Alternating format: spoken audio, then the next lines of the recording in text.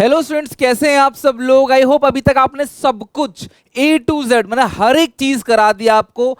Everything, चाहे theory हो, numerical हो, रिवैल्यूएशन के पॉइंट हो, लाइव में पूरा का पूरा syllabus, important PYQ, important questions, 10 minute revision series, crash course, everything, accounts marathon, महा मैराथन, सब कुछ हम खत्म कर चुके हैं। कैश फ्लो के टॉप मोस्ट 5 क्वेश्चन कराऊंगा, डिफरेंट टाइप के क्वेश्चन जहां पे ऑपरेटिंग, इन्वेस्टिंग या फाइनेंसिंग पूछा जाता है। इसको बिल्कुल मिस मत करना। और कल सुबह की लाइव जरूर आना 4 बजे। मैं बार बार बोल रहा हूं, मिस मत करना। सारी चीजें दिमाग में एकदम से बैठ जाएंगी। रात को आराम से सो जाना 12 बजे तक, सुबह 4 बजे आराम से उठ के 2 घंटा 3 घंटा मेरी लाइव सेशन देखना, देन फ्री होके आराम से फ्रेश होके चले जाना। फिर दोबारा जब घर से निकलोगे तो एक अक्षर आपको दोबारा पढ़ना नहीं है। मैं आपको बताऊंगा आज रात को कि स्टार्टिंग के 15 मिनट को कैसे यूज करना है, कैसे यूटिलाइज करना है, पूरा का पूरा पेपर कैसे सॉल्व करना है, प्रेजेंटेशन क्या रहेगा, एवरीथिंग। तो रात को अच्छे से सो लेना।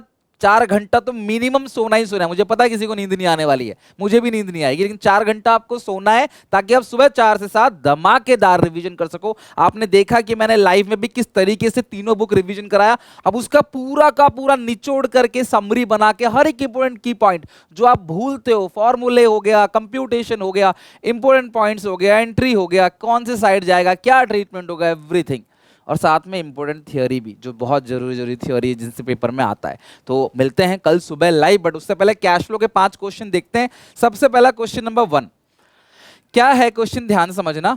Global limited has machinery return down value जो है 1 अप्रैल को 8,60,000 है और 31 मार्च को 9,50,000 है।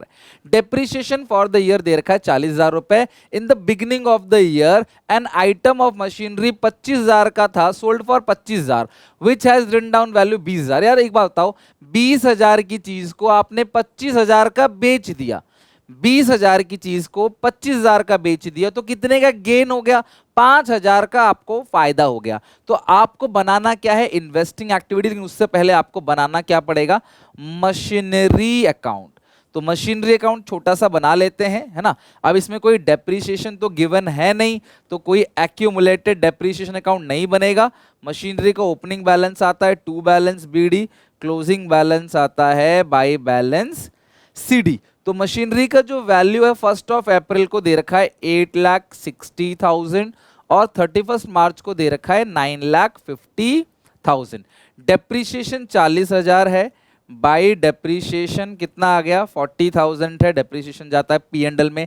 बिगिनिंग ऑफ ईयर में इन्होंने बोला है कि एक आइटम है, बेचा है 25,000 का, हमें नहीं पता, बाई बैंक सेल लिख देंगे जी हम तो 25,000 रुपए।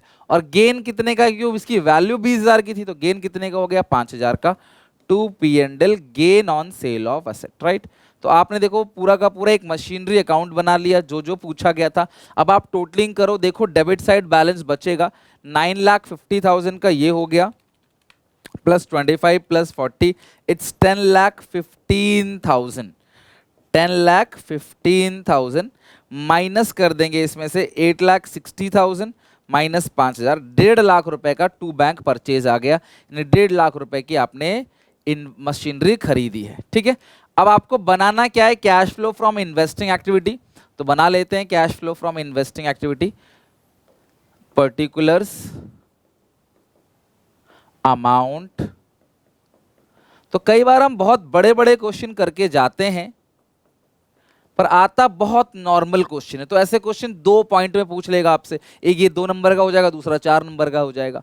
Cash flow from investing activities. अब cash flow from investing activity में क्या क्या आएगा? सबसे पहले सेल आएगा 25,000 का, sale of machinery. Sale of machinery कितना आएगा? 25,000।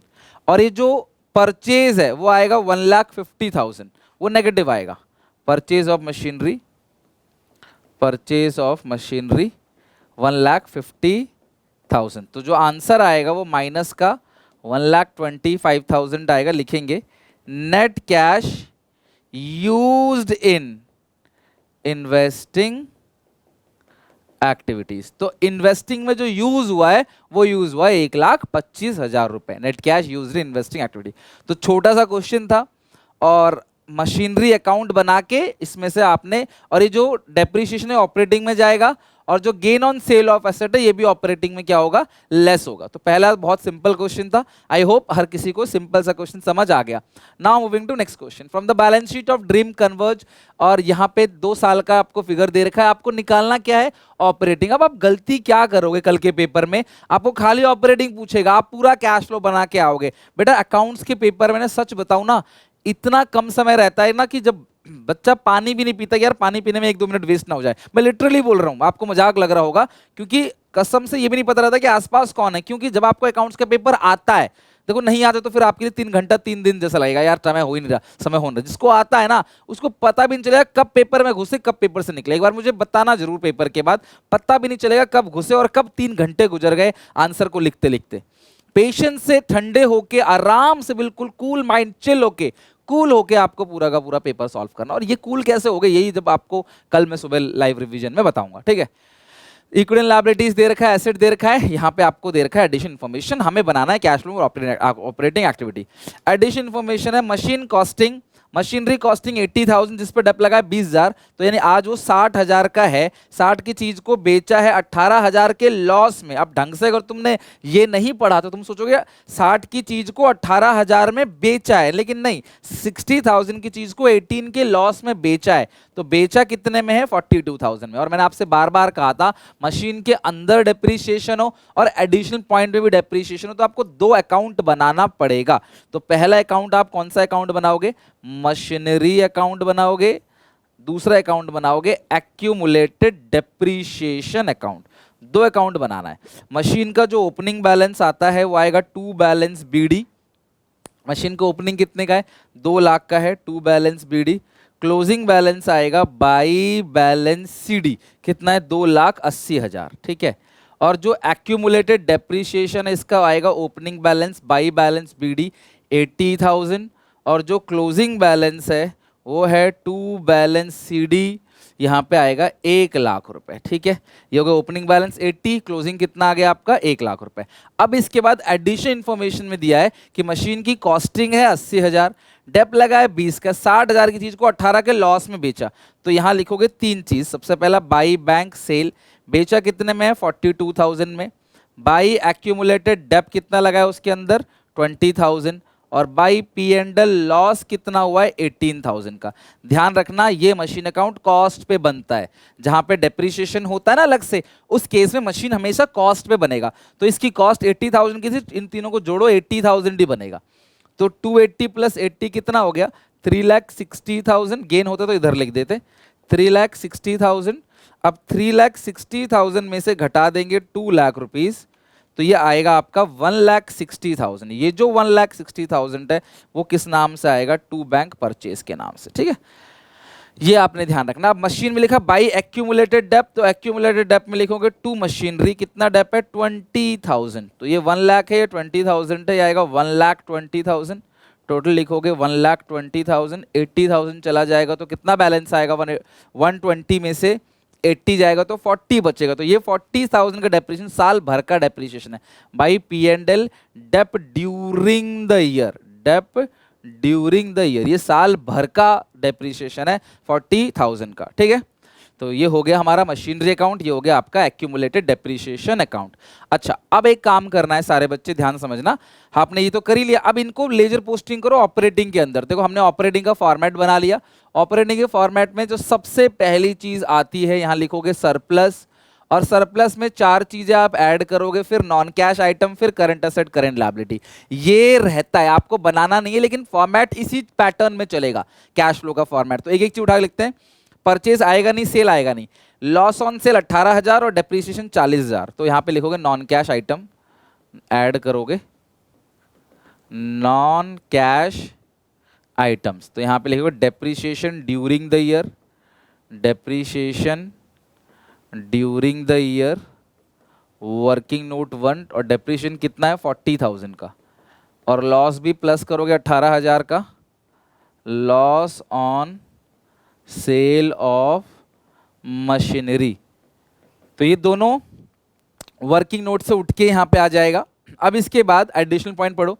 एडिशनल पॉइंट में है मशीन, इसका तो हो गया काम, इक्विपमेंट, तो इक्विपमेंट कितने का था, इक्विपमेंट 380 का था, अब कितने का हो गया 3,20,000। तो इक्विपमेंट पे भी डेप्रीशिएशन लगा होगा कितने का 60,000 का। अब मैं यहां पे देखो मेरे पास दो चीज है जो मैं मान सकता हूं, क्या मान सकता हूं कि इक्विपमेंट को 60,000 का बेच दिया होगा, लेकिन बेचना सेकेंडरी, पहले असेट अगर कम हो रहा है तो पहली प्रायोरिटी हम देते हैं हमेशा डेप्रीशिएशन। ये ध्यान रखना, अगर असेट की वैल्यू कम हो रही है, बिल्डिंग, मशीन, फर्नीचर, है ना, प्लांट, इक्विपमेंट, इनकी वैल्यू कम हो रही है, कंप्यूटर कम हो रहा है, तो मैं पहली प्रायोरिटी जब कुछ नहीं गिवन है तो मानूंगा उस पर डेप लगाए, क्योंकि डेप्रीशिएशन जो है वो लगता ही लगता है।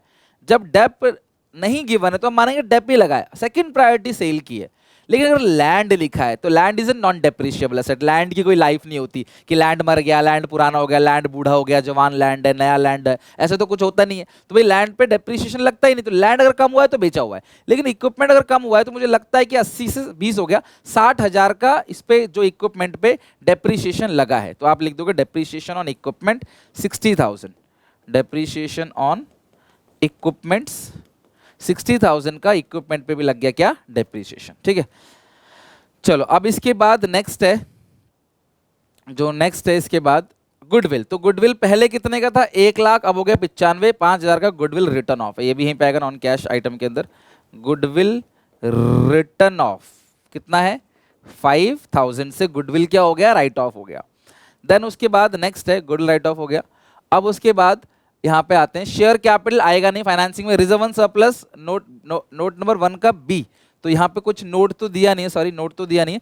तो ट्रांसफर टू रिजर्व पहले कितने का था 2,00,000 का था, अब हो गया 3.5 लाख रुपए। या तो इसे प्रॉफिट मान लो या ट्रांसफर टू रिजर्व मान लो। तो इसमें कुछ गिवन नहीं है तो मैं सरप्लस 1.5 लाख का लिख देता हूँ, आप कुछ भी लिख सकते हैं, जब गिवन ही नहीं है कुछ तो क्या करेंगे, तो सरप्लस लिख दिया 1.5 लाख रुपए का सरप्लस। सरप्लस के बाद हो गया non current liability, long term borrowing, ये सब फाइनेंसिंग के अंदर आता है। करेंट लायबिलिटी में आएगा ट्रेड पेबल। तो ट्रेड पेबल क्या हो रहा है, इंक्रीज हो रहा है, 1,5 से हो गया 122, 17,000 increase in trade payable, plus कर दोगे आप 17,000, तो यहां प्लस कर दोगे 17,000 increase in trade payable, increase in trade payables. तो 17,000 trade payable increase. Provision for tax जो करंट ईयर का है वो प्रोविजन फॉर टैक्स मेड है और प्रीवियस ईयर का टैक्स पेड है, कोई एडिशनल इंफॉर्मेशन गिवन नहीं है। तो 50,000 का लिखोगे provision for tax made, provision for tax made current year का 50,000 रुपए प्रोविजन बना है, और 30,000 रुपए का लास्ट में माइनस कर दोगे किस नाम से, टैक्स पेड के नाम से, लेस कर दोगे टैक्स पेड। प्रीवियस ईयर का जो आपने बनाया है प्रोविजन 30,000 का, उसको आप पे करोगे, और करंट ईयर का जो प्रोविजन बना है वो बना हुआ है।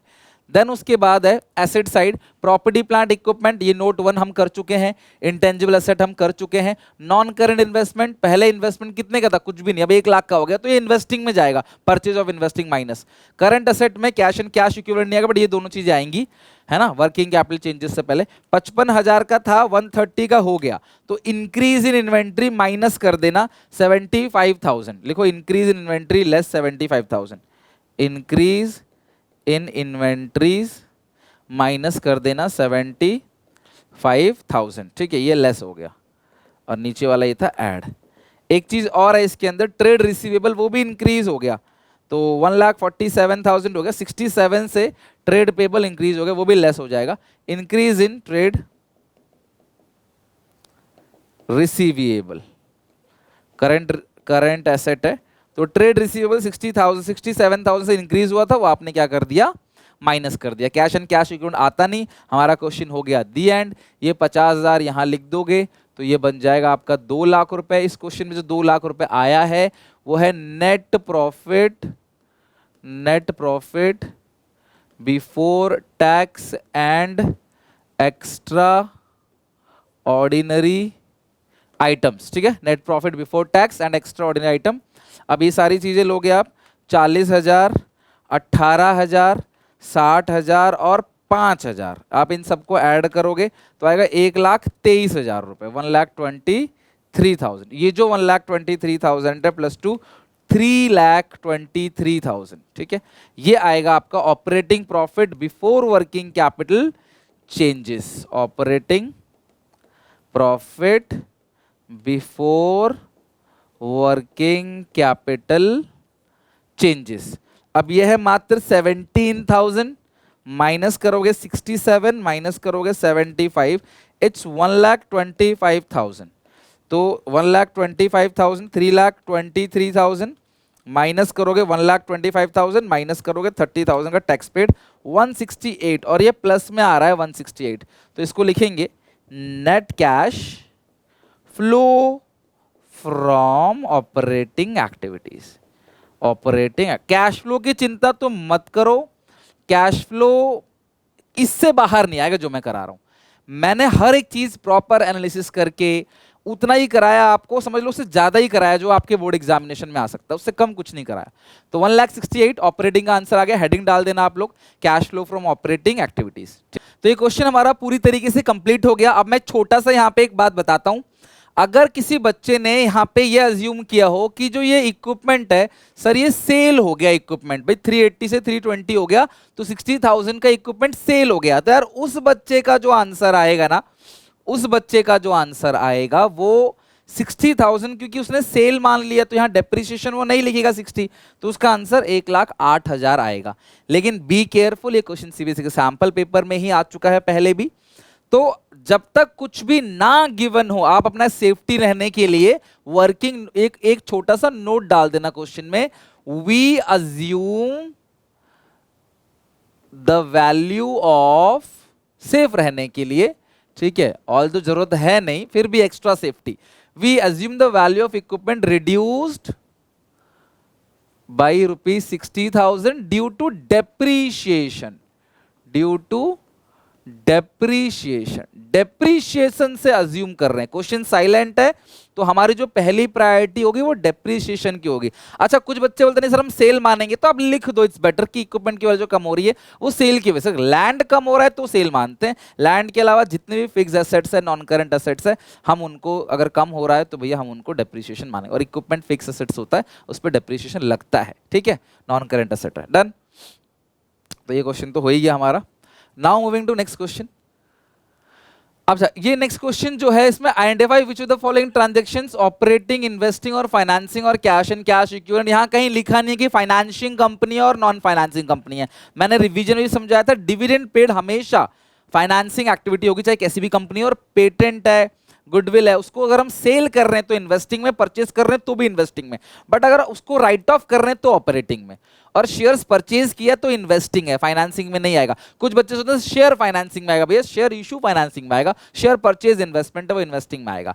तो आइडेंटिफाई करते हैं, sale of investment investing activity का पार्ट है, डिविडेंड रिसीव ऑन शेयर्स ये भी इन्वेस्टमेंट है तभी शेयर्स पे डिविडेंड मिलता है, इंटरेस्ट रिसीव इन्वेस्टिंग में, rent receive by real estate company, real estate company का सुबह से शाम तक रेंट लेने का काम होता है वो ऑपरेटिंग एक्टिविटी है, rent receive by manufacturing company उसके लिए रेंट रिसीव ऑपरेटिंग का काम नहीं है वो इन्वेस्टिंग है, इंटरेस्ट पेड ऑन डिबेंचर वो फाइनेंसिंग एक्टिविटी है, मार्केटेबल सिक्योरिटीज आता है cash and cash equivalent, sale of marketable security वगैरह आएगा ना तो वो कैश एंड कैश इक्विवेलेंट में होगा, फाइनेंसिंग में नहीं होगा, proceeds from issue, shares issue, share आपने इशू किया है फाइनेंसिंग में, interest paid on bank overdraft financing के अंदर आएगा, ठीक है। या फिर अगर कैपिटल गेन पे कोई मशीन को बेच के कोई कैपिटल गेन आया है उस पे आपने टैक्स कोई पे किया तो वो भी इन्वेस्टिंग का पार्ट होगा, क्योंकि वो इन्वेस्टमेंट का पार्ट है, मशीन इन्वेस्टमेंट है, उसकी सेल परचेज उस पे कैपिटल गेन टैक्स सब इन्वेस्टिंग का पार्ट होगा। तो ये ऐसा भी क्वेश्चन आता है पहचानने के लिए। बाकी एक ऐसा क्वेश्चन आता है कि इनफ्लो और आउटफ्लो, कि आपको बताओ पैसा आ रहा है जा रहा है, तो देखो पैसा आ रहा होगा देख लेना, आ रहा है, और पैसा जा रहा है तो आउटफ्लो। लेकिन अगर पैसा बैंक में जमा किया, बैंक से विड्रॉ किया, शेयर इशू किया consideration other than cash, debenture issue किया वेंडर को बिल्डिंग खरीदने के लिए, भाई ये सबसे नो फ्लो है, इससे कोई पैसा नहीं आता, इवन बोनस इशू से भी कोई पैसा नहीं आता जो फ्री में इशू करते हैं। रियान लिमिटेड ने आपको इंफॉर्मेशन दी, आपको फाइनेंसिंग एक्टिविटी बताना है, cash flow from financing activity. Share capital आपको दे रखा है 10 से 15 लाख, शेयर इशू हो गया 5 लाख का, डिबेंचर्स पहले था 1 लाख का, अब हो गया 0, तो डिबेंचर्स रिडीम हो गया 1 लाख का, और 8% डिबेंचर पहले 0 था अब 2 लाख हो गया, डिबेंचर इशू हो गया 2 लाख का। 2 टाइप के डिबेंचर्स हैं, और इंटरेस्ट पेड खुद ही दे रखा है डिबेंचर्स में, तुम्हें कोई इंटरेस्ट की कैलकुलेशन नहीं करनी, इस क्वेश्चन ने खुद ही कैलकुलेट करके दे दिया इंटरेस्ट, आपको कोई कैलकुलेशन नहीं करना, डिविडेंड पेड खुद ही दे दिया है। लेकिन ड्यूरिंग द ईयर रायान लिमिटेड बोनस शेयर इशू करता है 2:1 में, ये बहुत अच्छा पॉइंट है और मुझे ये कराना भी था, इसलिए मैं आपको बता रहा हूँ, थियरी समझा दिया था, आज न्यूमेरिकल भी समझ लो क्या है बोनस इशू का। भाई 10, अगर आप 2 को 1 देते हो, अगर आप 2 को 1 दोगे तो 4 को 2 दोगे, 20 को कितना दोगे 10, तो 10 लाख शेयर आपके पास शुरू में है, और आप 2 को 1 शेयर फ्री दोगे तो 10 लाख को कितना दोगे, 5 लाख शेयर फ्री में इशू करोगे।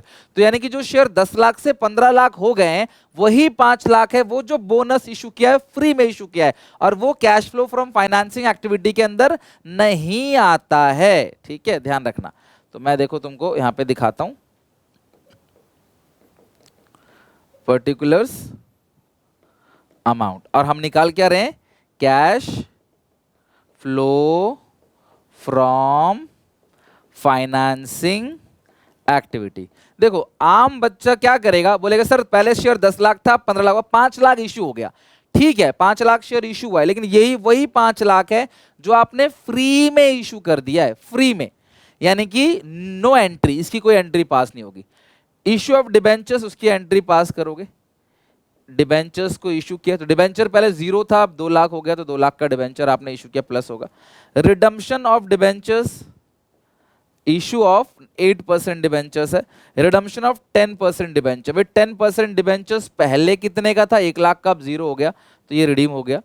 इंटरेस्ट पेड यहां से माइनस कर दोगे, इंटरेस्ट पेड ऑन डिबेंचर्स, तो कितना इंटरेस्ट पेड है एडिशनल पॉइंट में देखो, 10,000 का इंटरेस्ट पेड है।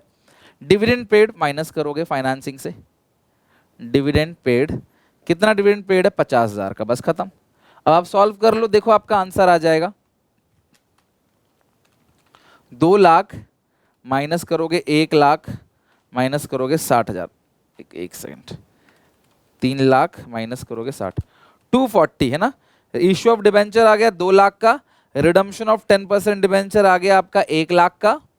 ठीक है, इंटरेस्ट पेड कितने का है, 10,000 का, और डिविडेंड पेड कितने का, 50, तो 2 लाख में से घटा दो 1 लाख, घटा दो 60,000, 40,000 रुपए आपका आ रहा है। ये जो 40,000 रुपए, इसको लिखेंगे नेट कैश, प्लस में आ रहा है ना आंसर, तो फ्लो फ्रॉम फाइनेंसिंग एक्टिविटीज, तो ये फाइनेंसिंग का आंसर आ गया 40,000 रुपीज। लिख लो सारे बच्चे। तो ऐसे छोटे छोटे क्वेश्चन भी कई बार इंपैक्ट छोड़ जाते हैं, और 2 पॉइंट पूछा गया है पहले ही पेपर में।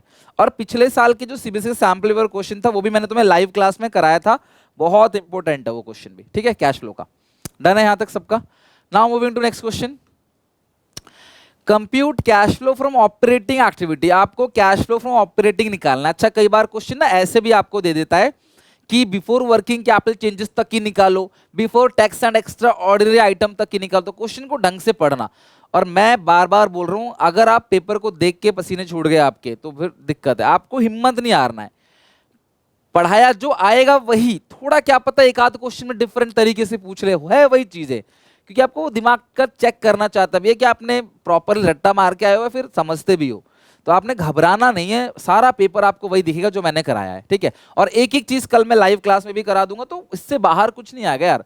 हर साल मैं कराता हूं पेपर, कभी बाहर नहीं आता, तो अभी भी नहीं आएगा, चिंता मत करो। कितना भी टफ अकाउंट्स का पेपर हो, लेकिन जो भी यहां से पढ़ के गए मेरे चैनल से, उनको वो आसान लगेगा। तुम खुद बोलोगे, कल 1:30 बजे तुम खुद बोलोगे। Net profit after provision for tax and after payment of dividend, तो भी लिखो यहां पे। आप सबसे पहले फॉर्मेट बना लो।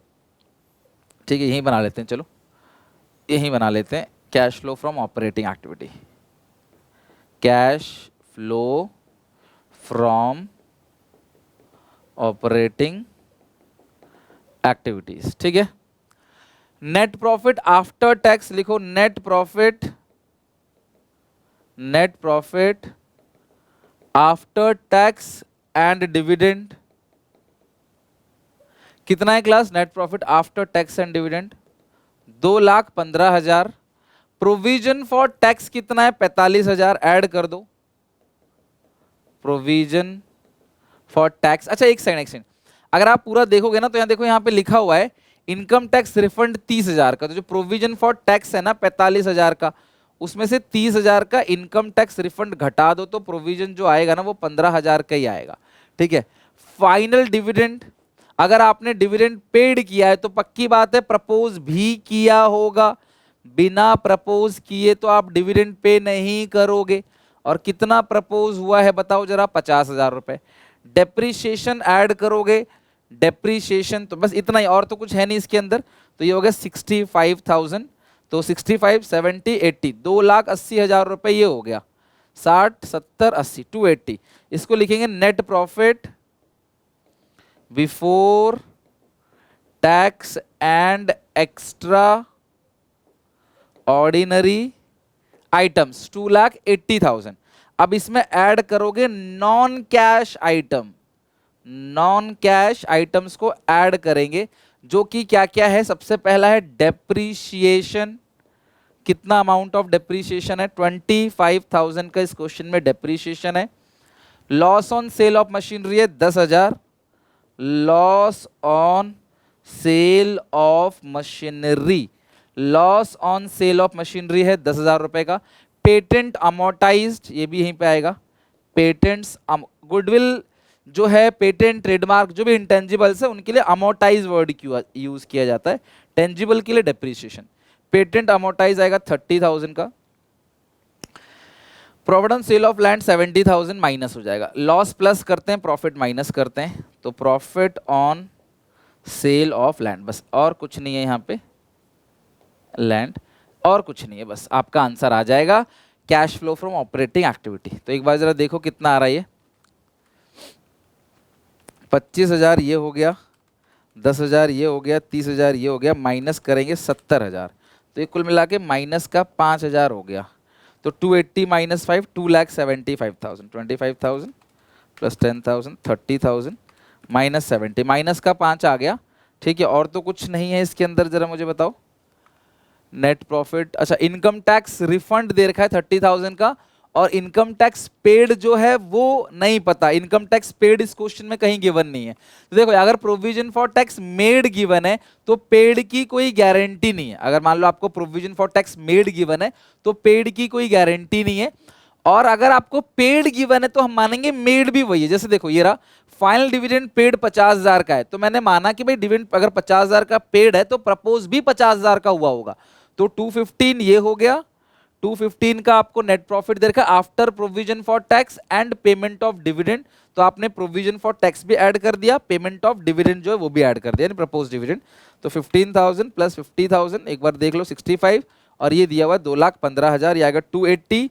अब उसके बाद नॉन कैश आइटम जो है, ये हो गया आपका non cash item. Depreciation 25,000, loss on sale of machinery plus होगा 10,000, goodwill, patent, trademark, copyright right of हो गया, वो आ गया 30,000 का, और gain on sale of land है 70,000 का, वो माइनस हो जाएगा, बस और तो कुछ है ही नहीं। तो 25,000 plus 10,000, loss on sale of assets plus patent amortise 30,000, minus करेंगे 75,000, घटा दोगे 280 माइनस 5, 275, तो आ गया आपका 2,75,000 रुपए। Cash flow from operating activity लिख लेना, 2,75,000 रुपीज। डन हो गया क्वेश्चन। चलो, आई होप आपको पूरा का पूरा कैश फ्लो अच्छे से समझ आया होगा। एक एक क्वेश्चन मैंने अच्छे से करा, जो भी डिफरेंट पॉइंट थे। आज शाम को काफी कुछ वीडियोस आएंगे, और कल सुबह लाइव क्लास है, बिल्कुल मत भूलना। अगर आपने अभी तक लाइव नहीं देखी है, जो मैंने 21, 22, 23 को कराया है, सॉरी 20, 21, 22 को, तो उनको भी जरूर देख लेना। मिलते हैं नेक्स्ट वीडियो में। Take care, bye bye, and again all the best for your boards.